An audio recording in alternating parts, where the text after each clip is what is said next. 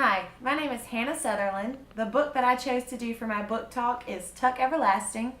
The book is written by Natalie Babbitt and published, a Sunburst book, by Farrar, Straus, and Giroux.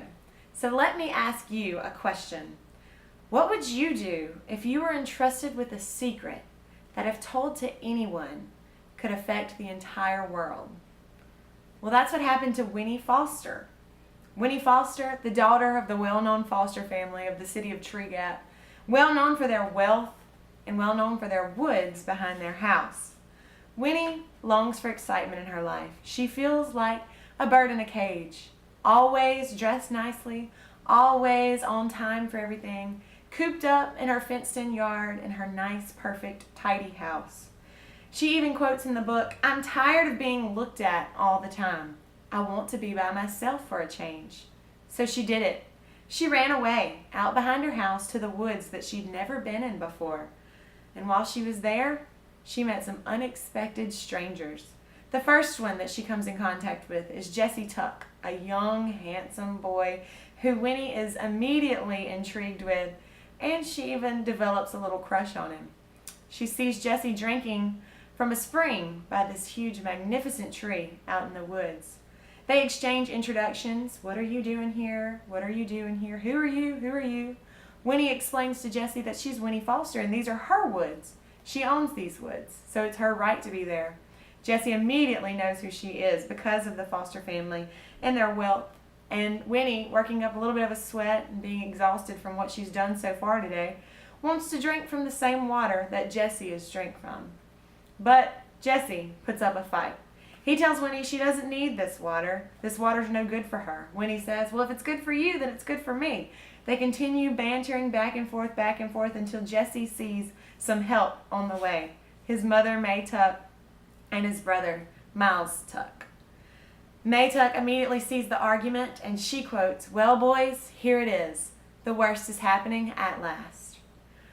All at once, Winnie's life changes drastically. She goes from being cooped up in a fenced-in yard to being swept away by kidnappers to an unknown place.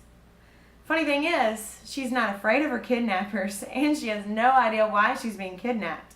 The kidnappers, May, Miles, and Jesse, finally bring Winnie to their destination, which is their home, where she meets the head of the family, Tuck.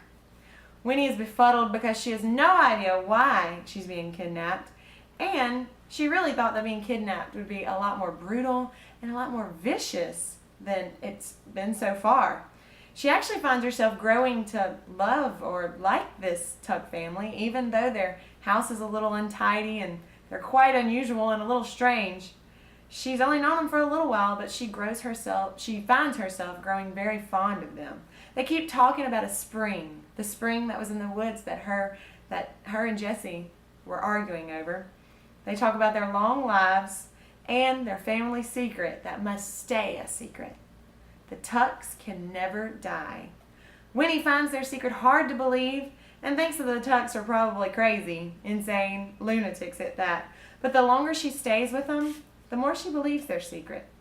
The Tucks promise to return her to her home as soon as possible, but they want to make sure that she understands that she must keep their secret a secret, because if that secret gets out, the world could change for the worse. Winnie believes their secret, and she vows to keep their secret. All of a sudden, everything takes an unexpected turn. A stranger in a yellow suit shows up at the door, whom Winnie has met once before. And he tells the family that he knows their secret. He also has convinced Winnie's family, the Foster family, to give him the woods that contains the spring in return of her being returned safely home from her kidnappers. The Tucks become outraged when the man tells them of his plan for the spring and tells him that he will use Winnie as his demonstration for the spring.